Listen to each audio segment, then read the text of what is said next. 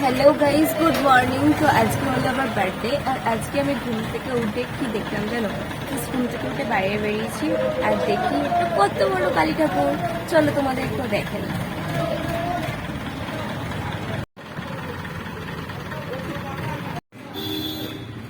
তোমরা অনেকেই ভাবে ব্যাপারটা কি হচ্ছে। ব্যাপারটা হচ্ছে না, এখানে না বড় এই যে কালী মাটা রয়েছে না, সামনেই কি বলতো বাঁশের দেখো গেট করা আছে।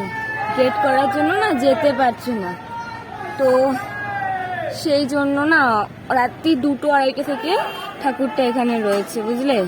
তো এর জন্য সমস্যা হচ্ছে, বুঝতে পেরেছো? তো এখন অনেকক্ষণ পর, এখন বাজে হচ্ছে সকাল 8টা। তো এখন খবর আসলো যে এই ঠাকুরটা যে এত বাধা পড়ে গেছে, ঠাকুরের আঙুল ভেঙে গেছে, ঠাকুরটা না অনেক জায়গায় মানে আহত হয়েছে। তো সেই জন্য এই ঠাকুরটাকে বিসর্জন দিয়ে দেওয়া হবে আর একটা ছোট ঠাকুর নিয়ে এসে পুজো করা হবে। তো এটাই একটা খারাপ লাগছে শুনে, মনটা সত্যি কেমন একটা হয়ে যাচ্ছে।